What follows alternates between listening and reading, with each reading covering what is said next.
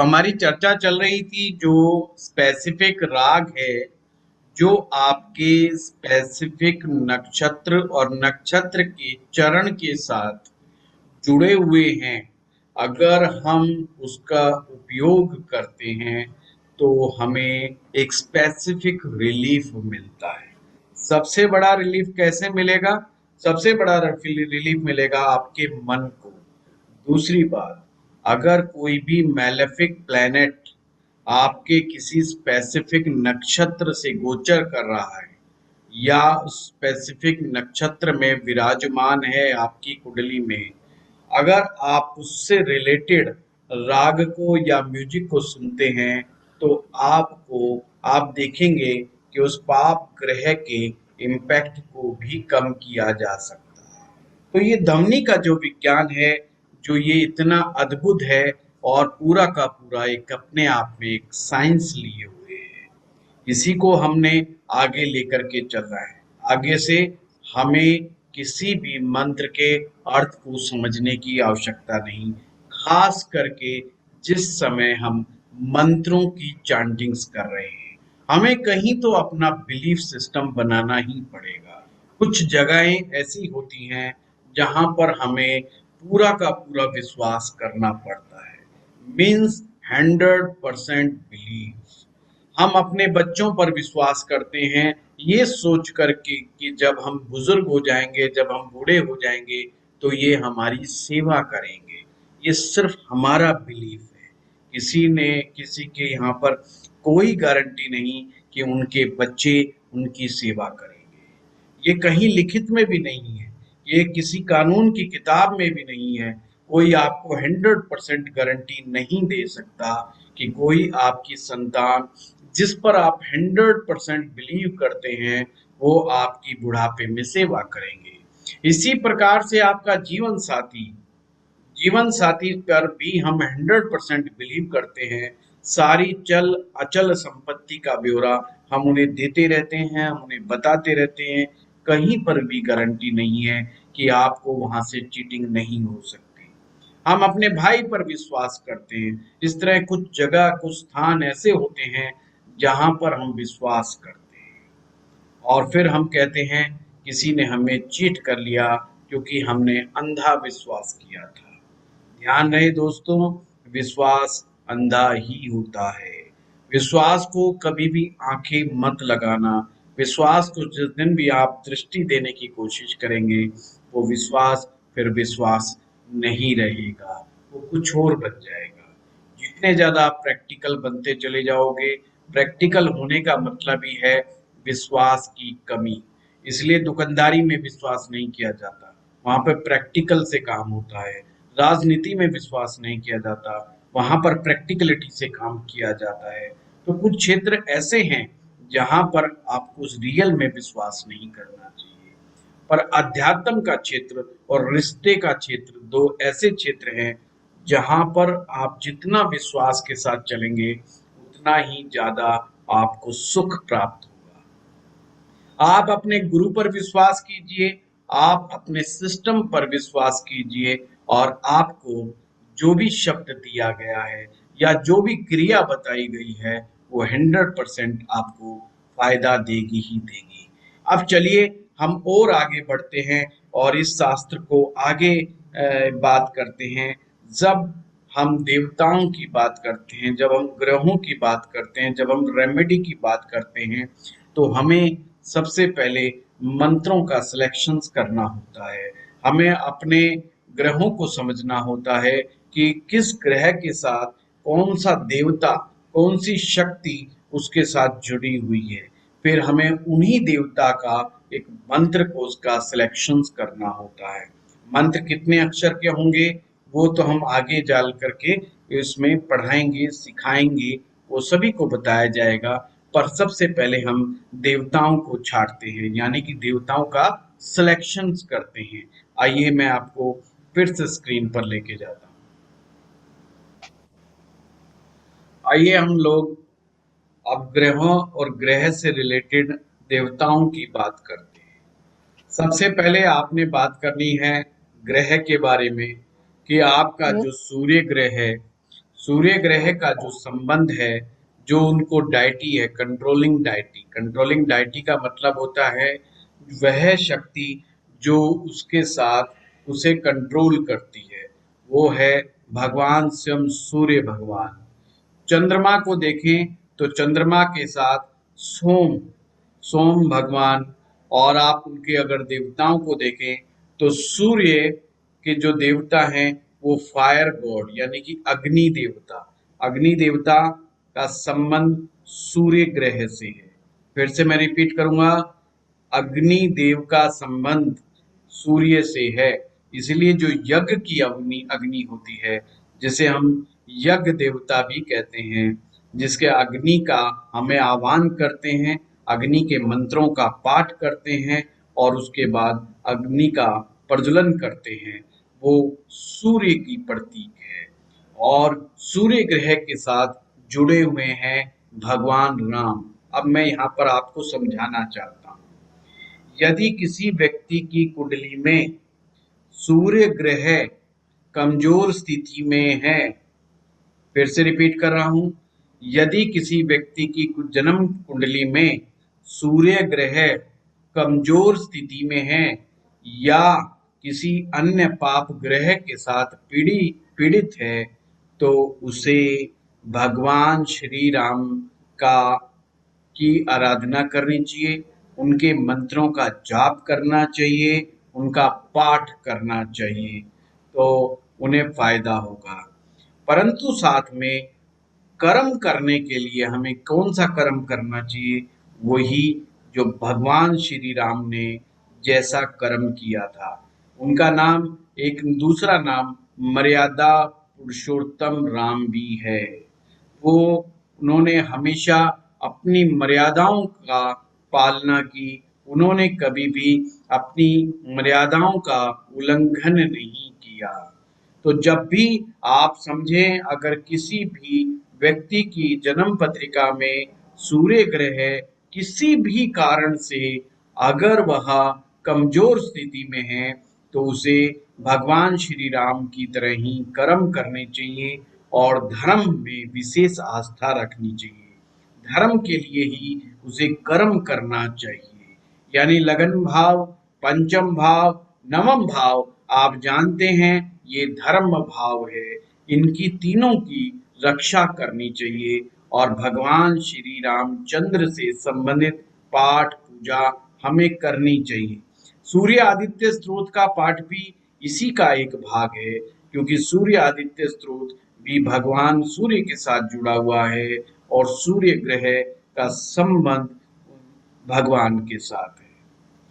दूसरा है चंद्र ग्रह। चंद्र ग्रह का संबंध वरुण देवता से है, जिन्हें हम जल का देवता भी कहते हैं, और जल देवता का संबंध भगवान श्री कृष्ण से है। अब इसी एग्जाम्पल से हम समझते हैं, यदि किसी व्यक्ति की जन्म पत्रिका में चंद्रमा ग्रह कमजोर है या पाप प्रभाव में है या पाप पीड़ित है, तो उसे भगवान श्री कृष्ण के मंत्र जाप करने चाहिए या भगवान श्री कृष्ण की मान्यता रखनी चाहिए या भगवान श्री कृष्ण के बार बार दर्शन करने चाहिए। अब जैसे जल देवता आया, जिन जिन लोगों का चंद्रमा खराब स्थिति में होता है, उन्हें नदियों पर अवश्य जाना चाहिए, समुद्र के किनारे पर जाना चाहिए, नदियों में जल स्नान करना चाहिए। खासकर ऐसी नदियां जो पवित्र नदियां मानी जाती हैं। पवित्र नदियों में स्नान करने से चंद्र ग्रह की पीड़ा कम होती है। भगवान श्री कृष्ण के दर्शन करने से भी चंद्र ग्रह की पीड़ा कम होती है। और ध्यान रहे, भगवान श्री कृष्ण एक अल्टीमेट अवतार लिया, एक पूर्णता के रूप में अवतरित हुए। मैं आज आपको जो भगवान श्री हरि विष्णु जी ने 10 अवतार लिए, उनकी भी हम लोग चर्चा करेंगे, जिन्हें लीला अवतार भी कहा जाता है। भगवान श्री विष्णु के 10 अवतारों को लीला अवतार भी कहा जा सकता है। ये वही अवतार है जिनकी हम बात कर रहे हैं। भगवान राम है, श्री कृष्ण है, उन्होंने किस किस रूप में, कब कब, किस किस तरह से अवतार लिया, हम उसकी भी चर्चा करेंगे। अब मंगल ग्रह, यदि किसी भी व्यक्ति का मंगल ग्रह कमजोर स्थिति में है या आपको किसी भी कारण से प्रॉब्लम में डाले हुए है, जन्म पत्रिका में यदि मंगल आपको कष्ट दे रहा है, क्योंकि मंगल एक पाप ग्रह है, ये अक्सर हमें व्याधियां दे सकता है, हमें शारीरिक रोग दे सकता है, एक्सीडेंट का बार बार होना, चोट फेट लगना, ऑपरेशंस होना या मार पिटाई झगड़ा विवाद कोर्ट कचहरी मुकदमा होना, ये मंगल के दुष्प्रभाव हैं। रक्त संबंधी बीमारियां और पेट के विकार भी मंगल के ही दोष के कारण होते हैं। तो उन्हें कार्तिकेय भगवान को युद्ध का देवता भी कहा जाता है। ऐसे में जो नरसिंह भगवान की ऐसे लोग पूजा करते हैं या नरसिंह भगवान के स्तोत्र का पाठ करते हैं और दर्शन करते हैं, तो उन्हें जरूर मंगल ग्रह से रिलीफ मिलता है। ध्यान रहे मित्रों, रियल देवता ये माने गए हैं। हम लोग भक्ति भावना के वशीभूत होकर के हनुमान जी की भी पाठ पूजा करते हैं। हनुमान जी की पाठ पूजा करना कतई ही गलत नहीं है, क्योंकि हनुमान जी का रूप एक सौम्य रूप, खास करके एक सकारात्मक रूप हनुमान जी का हमें मंगल के पॉजिटिव इम्पैक्ट देता है। हनुमान जी की पूजा जब करनी चाहिए जब मंगल ग्रह आपकी कुंडली में पॉजिटिव फायदा दे रहे हो, सकारात्मक हो और बलवान हो। फिर से मैं रिपीट कर रहा हूं, हनुमान जी की पूजा उन लोगों को करनी चाहिए जिनकी जन्म पत्रिका में मंगल ग्रह सकारात्मक है, अच्छे रिजल्ट दे रहे हैं और अच्छे बलवान हैं। उन्हें हनुमान जी की साधना फलीभूत होती है। उन्हें हनुमान जी की साधना भी फलीभूत होती है।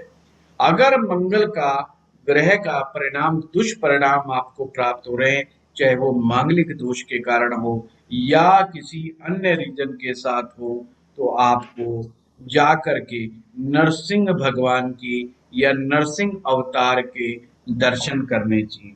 वर्ष में एक बार ऐसे बड़े तीर्थ पर, जो नरसिंह भगवान का जो तीर्थ है, जिन्हें आप जागृत देवता भी कह सकते हैं।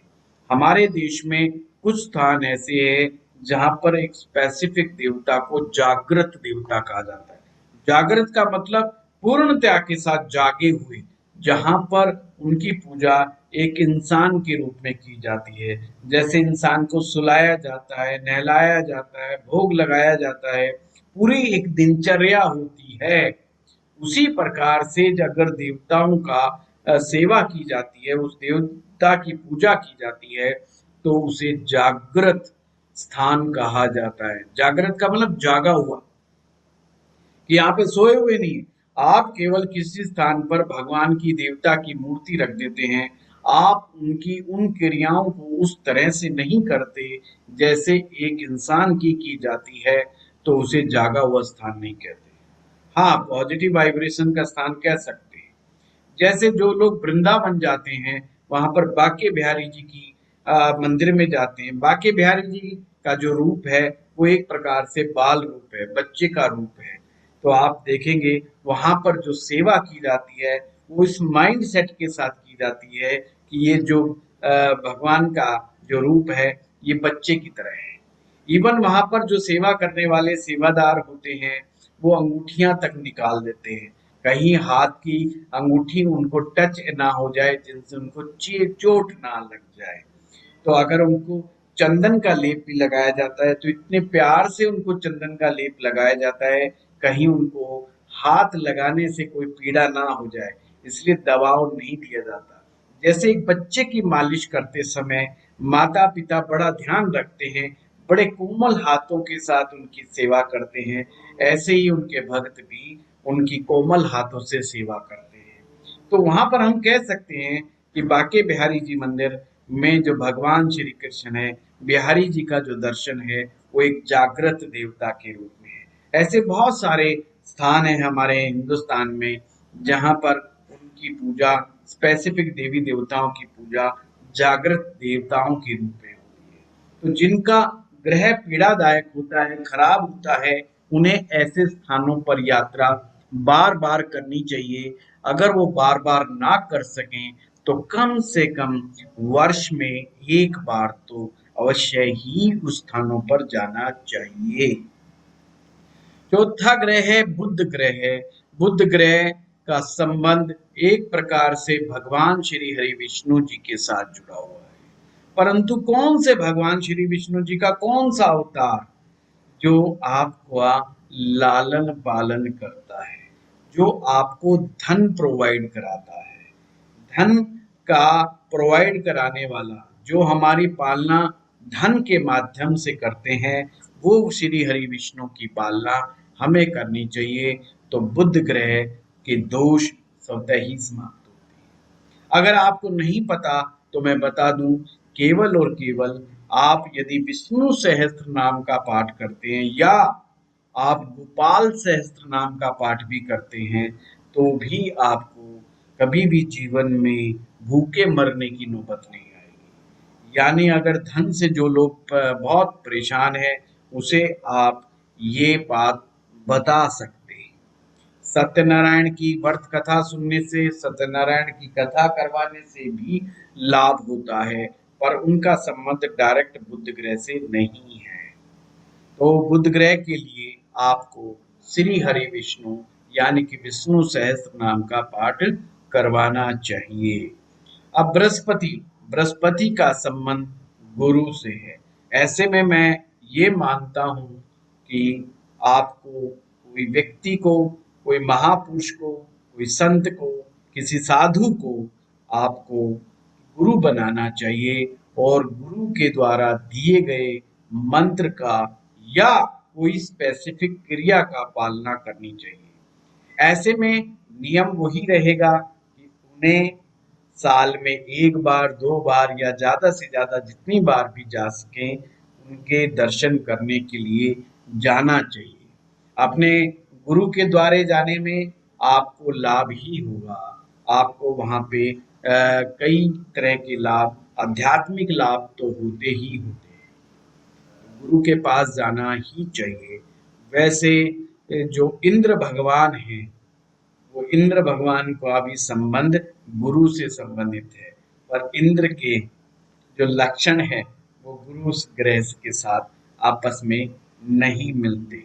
जो वामन अवतार थे वो गुरु के ही अवतार माने गए हैं।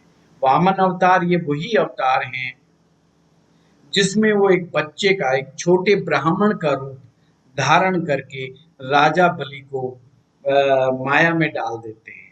राजा बलि जो बहुत बड़ा राजा था और वो एक छोटे बालक के रूप में जैसे एक विद्यार्थी होता है, वो हवन यज्ञ के बाद आकर के मांगता है कि मुझे भी दान दक्षिणा दे दो। तो राजा खुश था। हवन करवाने के बाद बड़ा यज्ञ करवाया था और वो जो जोश में बोल देता है कि आप जो चाहें वो मांग सकते हैं, और वहीं पर वो फंस जाता है। वो कहते हैं 3 पग जमीन, यानी 3 चरणों में मुझे केवल मात्र जमीन दे दो। राजा हंसता है, वो कहता है ये तो मैं दे ही दूंगा, और भी कुछ मांग लो। वो कहता नहीं, मुझे केवल और केवल 3 चरण की जमीन चाहिए। पूरी कहानी आप लोग जानते हैं। उन्होंने पूरी तीनों चरणों में, दोनों चरणों में ही पूरा पृथ्वीलोक को माप दिया। सारे लोगों को कहते हैं नाप दिया। जब तीसरे चरण को रखने की जगह नहीं बची तो राजा बलि ने अपना सर उसके आगे कर दिया कि हे महाराज, आप तीसरा चरण मेरे सर पे रख दीजिए। तो इस तरह की जो कहानियां होती हैं, ये जो मैथोलॉजी होती है, ये हमें बहुत तरह का ज्ञान देती हैं और इन सब का संबंध अवतारों से है, हमारे ग्रहों से है। इसलिए मैं कहता हूँ ज्योतिष में मैथोलॉजी बहुत इम्पोर्टेंट है। इसी प्रकार से शुक्र ग्रह का संबंध वैसे तो इंद्र की वाइफ से है। सची नाम लिखा हुआ है द वाइफ ऑफ इंद्र, यानी कि पत्नी। और यहाँ पर आप ऐसा भी कर सकते हैं कि ब्राह्मण की जो पत्नी होती है उसे जो दान दे करके भी शुक्र ग्रह की शांति आप कर सकते हैं। और जो भगवान परशुराम, जिन्हें वॉरियर कहा गया है ब्राह्मणों के अंदर, वैसे मेरा ये अपना मानना है वो ब्राह्मणों में भी क्षत्रिय थे, क्योंकि ब्राह्मणों में भी एक क्षत्रिय ब्राह्मण होते हैं, ये उसको रिप्रेजेंट करते हैं। ये शुक्र ग्रह का संबंध इनसे है। अब शनि की हम बात करते हैं। शनि ग्रह जिन्हें कि यमराज का भाई भी कहा जाता है, और यमुना जो नदी है वो उनकी बहन है। आप जो है उसमें जो कूर्म अवतार है, कूर्म का मतलब होता है कछुआ, कछुए के रूप में जब श्री हरि विष्णु जी ने अवतार लिया था, उसका अवतार का संबंध जो है वो शनि ग्रह के साथ है। इसी तरह से राहु, राहु जिसे कि सर्प की तरह दिखाया गया है, सर्प का जो मुंह होता है वो राहु कहलाता है, और सर्प की जो पूंछ होती है उसे केतु कहा जाता है। जैसे मैं पुरानी क्लासेस में, जो पुराने विद्यार्थी जानते हैं, मैं अक्सर एक बात कहा करता था, राहु की जो देवी है वो माँ दुर्गा है। माँ दुर्गा की पाठ पूजा करने से, माँ दुर्गा जी के मंत्रों का जाप करने से राहु अति शीघ्र शांत होता है। ये ध्यान रखिएगा, राहु की दशा को शांत करना एक ज्योतिषाचार्य के लिए एक बहुत बड़ा चैलेंज है। जब भी उसके पास कोई ऐसा जातक आता है, कोई ऐसा क्लाइंट आता है जिसको राहु की महादशा या राहु की अंतर्दशा का सामना करना पड़ रहा है, या वह राशि जिसमें कि राहु ग्रह विराजमान है, ध्यान से सुनिए, जो राशि है जिसमें कि राहु ग्रह विराजमान है, इन तीन चीजों पर बड़ा इम्पैक्ट डालता है। राहु की महादशा चल रही हो, राहु की अंतर्दशा चल रही हो, राहु ग्रह जिस राशि में विराजमान है वहां पर वो अपना एक बड़ा इम्पैक्ट क्रिएट करते हैं, राहु ग्रह। ऐसे में उन्हें माँ दुर्गा की पूजा पाठ से काफी रिलीफ मिलता है। ऐसे में माँ वैष्णो देवी के दर्शन जरूर करने चाहिए, या कोई भी माँ का एक ऐसा रूप, माँ भगवती का साक्षात ऐसा रूप जहाँ पर पाठ पूजा बड़े विधि विधान से की जाती है, आप वहां पर जाकर के दर्शन कर सकते हैं। वैसे तो 10 महाविद्याओं में जो माँ छिन्नमस्ता का जो स्वरूप है वो भी राहु ग्रह को शांत करने के लिए बहुत उत्तम माना जाता है। छिन्नमस्ता देवी के दर्शन करने से भी आपको काफी लाभ प्राप्त होता है। वैसे तो साउथ इंडिया में जो कालाहस्ती क्षेत्र है उसे राहु ग्रह की जन्मभूमि माना जाता है। वहां पर जाकर के भी राहु ग्रह की शांति कराने से लाभ होता है। अब आते हैं हम केतु ग्रह पर, जो भगवान श्री हरि विष्णु जी का मत्स्य अवतार था, वो उसको केतु के साथ संबंध माना जाता है। वैसे केतु ग्रह का हेड नहीं था, तो हमारे देवताओं में भगवान गणपति जी का भी धड़ अलग कर दिया गया, और बाद में हाथी का मुंह लगा दिया गया। इसी प्रकार से गणेश का संबंध, जो कि भगवान शिव के पुत्र हैं, और कार्तिकेय, कार्तिकेय भी भगवान शिव के ही पुत्र हैं। ध्यान से रखना, समझना, भगवान शिव के ये दो पुत्र हैं, एक भगवान गणेश जी और एक कार्तिकेय। कार्तिकेय जी बड़े हैं, गणेश जी छोटे हैं। तो गणेश जी की उपाय करने से, गणेश जी के मंत्र जाप करने से केतु ग्रह शांत होता है। और 10वां है आपके लग्न। 9 ग्रह हैं, 10वां सिंह लगन है, और लगन को भूदेवी भी कहा जा सकता है, मदर अर्थ भी कहा जा सकता है। जैसे माँ हमें उत्पन्न करती है, तो लगन भी के द्वारा ही हम इस संसार में हमारा अवतरण लेते हैं। तो भूमि या गाय, गाय की सेवा करने से लगन में बैठी हुई समस्याओं का समाधान होता है। जब भी आप देखें लगन पर पाप ग्रहों का प्रभाव है, और उन ग्रहों की दशा चल रही हो, तो अगर कोई भी आपको उपाय नहीं सूझ रहा है, तो चुपचाप केवल और केवल गौ माता के दर्शन करें, गौ माता की सेवा में लग जाएं, तो आपको लगन के दुष्प्रभाव का सामना नहीं करना पड़ेगा या उनके असर को कम किया जा सकता है। हाँ, कल्कि अवतार जो 10वें अवतार हैं, उनके बारे में कहा गया है, परंतु अभी तक 10वां अवतार आया नहीं है, ये ध्यान रखना। 10 अवतार हैं तो 9 अवतार आ चुके हैं, 10वां अवतार अभी तक नहीं आया, तो उनका नाम पहले रखा गया है कल्कि अवतार, जो घोड़े पर बैठ करके आएंगे बड़े तीव्र गति से। खैर ये एक लंबी चर्चा हो जाएगी, पर अब मैं फिर आप लोगों के पास एक बार आता हूँ। तो आपने किस बात का ध्यान रखना है? आपने बात का ध्यान रखना है सबसे पहले कि कौन से भाव में पाप ग्रह विराजमान है। नंबर एक पॉइंट आपने देखना है। आज प्रदीप जलेला जी कहते हैं कि पॉइंट से हमने समझना चाहिए, तो आपको रेमेडी करते समय सबसे पहला ध्यान रखना है कि कौन सा पाप ग्रह किस भाव में बैठा है। परंतु ये जरूर देखना है क्या वो पाप ग्रह उस भाव के लिए अच्छा है या गड़बड़ है, ये जरूर देखना। ऐसा नहीं कि शनि ग्रह है और वृष लगन है या मकर लगन है और शुक्र ग्रह कहीं बहुत अच्छी जगह बैठा, नहीं। आपने सबसे पहले उस कुंडली को, एक ब्लैंक कुंडली लेनी है और हाउस ब्लैंक कुंडली पर दिमाग लगाना है कि किस लगन की कुंडली में कौन सा ग्रह पाप होता है और कौन सा ग्रह शुभ होता है। आपने पाप और शुभ ग्रह जो डिसाइड करने हैं वो अपने लगन के अनुसार करने हैं। फिर आप देखिएगा, आपने देखा कि कोई पाप ग्रह बन करके आया है, तो फिर आपने देखना है वो किस भाव में गया, क्या वहां पर वो पीड़ा पहुंचा रहा है।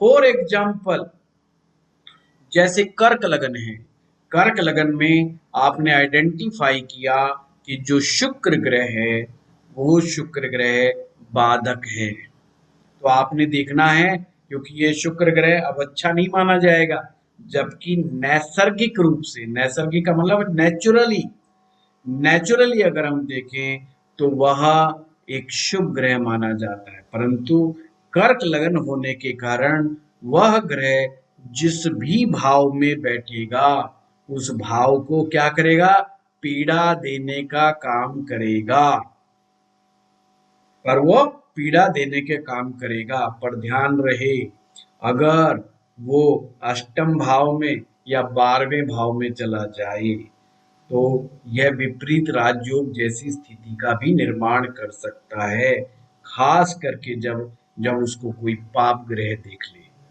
जैसे मंगल देख ले, शनि देख ले, राहु उसको देख ले, तो वह विपरीत राज्यों की तरह भी परिणाम दे सकता है। वो एक अलग बात है। आजकल हमारी राजयोगों पर चर्चा चल रही है आर्ट ऑफ प्रेडिक्शंस वाली क्लास के अंदर, है ना। आपने ये जब देख लिया, पकड़ लिया, मान लीजिए ये ग्रह शुक्र ग्रह है, आपका आके बैठ गया, कहाँ पर बिठाएं उसको, शुक्र ग्रह को 7वें भाव में बिठा देते हैं, जो या 9वें भाव में बिठा देते हैं।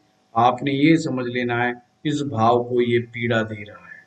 दूसरी पीड़ा वो कैसे देगा, कौन सी राशि में विराजमान है, कौन सी राशि में विराजमान है। जब भी आप राशि का फैसला करें तो आपने काल पुरुष की कुंडली लेनी है।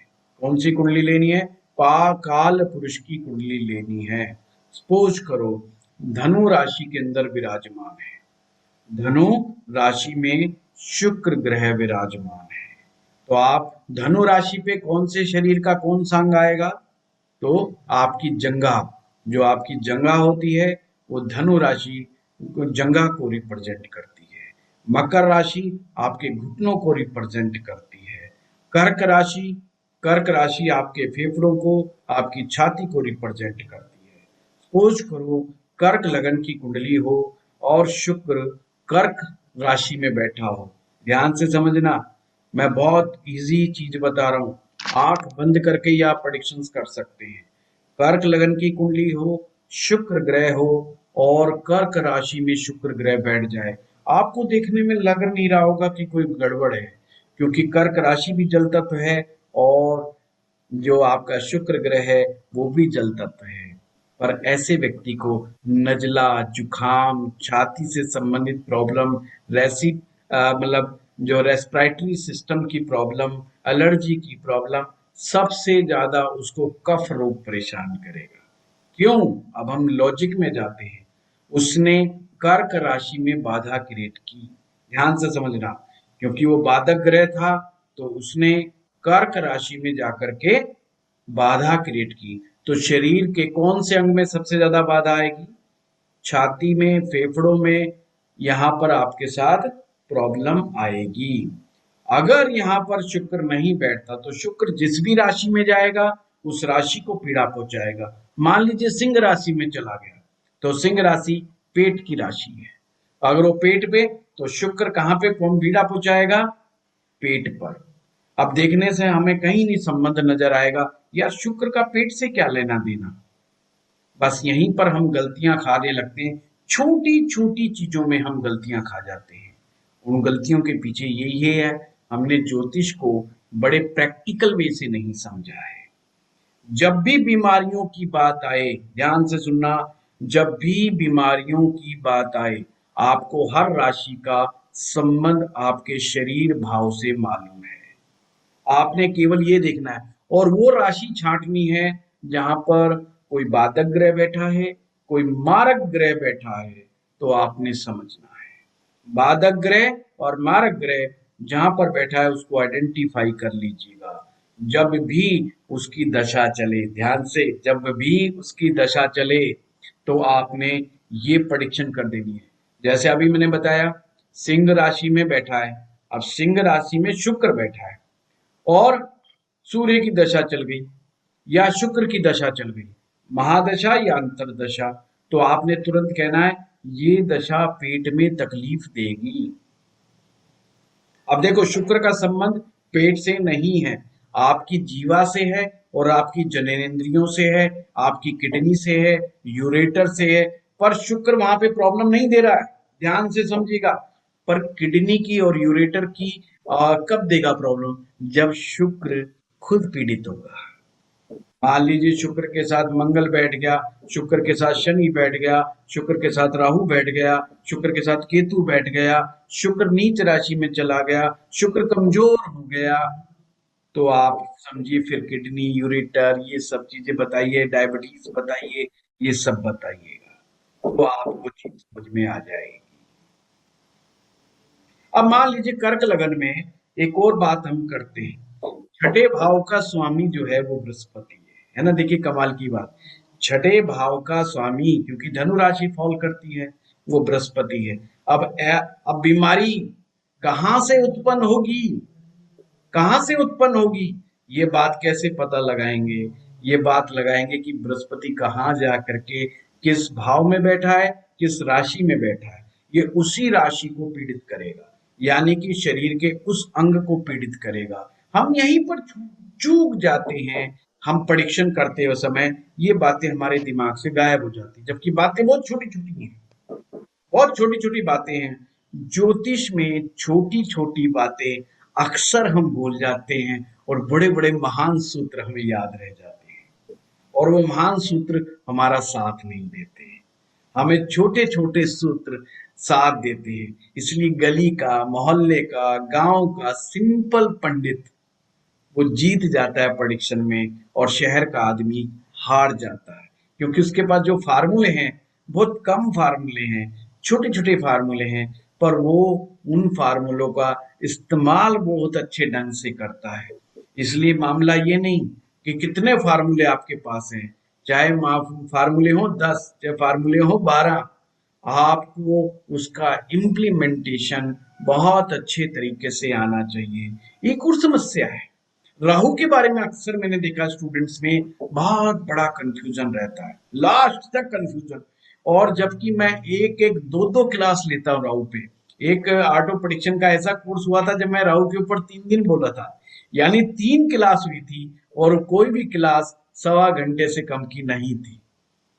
उसके बावजूद हम कुछ समय बाद जब स्टूडेंट से मिलते हैं तो कहते हैं साहब देखो सब कुछ ठीक है, बस राहु नहीं समझ में आया।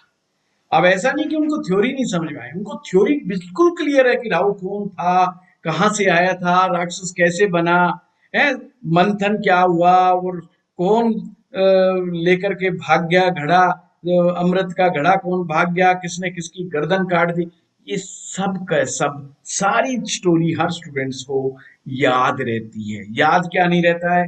How to apply on your chart. Simple है। मान लीजिए राहु, कोई लगन की कुंडली हो, राहु मान लो मेष राशि में बैठा है और राहु की दशा चल गई। मेष राशि का संबंध दिमाग से, ध्यान से समझना, चाहे वो तीसरा भाव हो, चाहे वो कुंडली का छठा भाव हो, चाहे 11वां भाव हो, ध्यान से समझना, चाहे कुंडली का तीसरा छठा 11वां, सब जगह लिखा हुआ है, राहु तीसरे छठे 11वें में बहुत अच्छे रिजल्ट्स देता है, और हम उसको मान करके उस राहु को बहुत अच्छा मान लेते हैं। स्टेप नंबर 2, अगर वो मेष राशि में है और कुंडली के किसी भी भाव में वो मेष राशि में बैठा है, तो आपने कनेक्शन क्या बनाना है? मस्तिष्क, ब्रेन।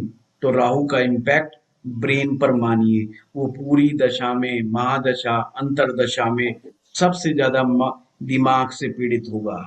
उसका दिमाग एक जगह सेट नहीं होगा, बहुत डिटैच्ड फील करेगा, कब बहुत मूड स्विंग्स होंगे उसके, बहुत दिमाग में अनसर्टेनिटी होगी, बहुत अनडिसाइसिव नेचर हो जाएगा, बहुत सोचेगा, ओवर थिंकिंग, मतलब उसको कह सकते हैं बैठे बैठे पूरा दिन काम कर रहा है वो, पर जो देखने वाला कह रहा है पट्टा सारा दिन सोफे पे बैठा है, कर कुछ नहीं रहा, कर कुछ नहीं रहा ये बंदा, सिर्फ सोच रहा है, सोच रहा है। और वो बंदा कह रहा है मैं इतना सोच रहा हूँ, इतना काम कर रहा हूँ दिमाग से, पर मेरा को कोई सोच ही नहीं पा रहा, मेरे बारे में कोई समझ ही नहीं पा रहा। ये है ज्योतिष की ब्यूटी, ये है ज्योतिष की ब्यूटी।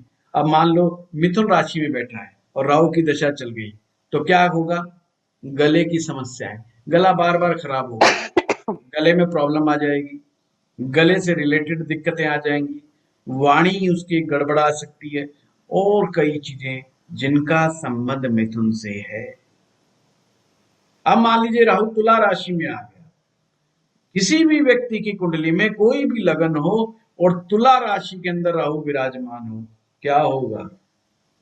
तुला राशि का संबंध आपके प्राइवेट ऑर्गन से है, आपकी तुला राशि का संबंध यूरिनरी सिस्टम से है, तो वहां पर आपको बड़ी दिक्कतों का सामना करना पड़ेगा।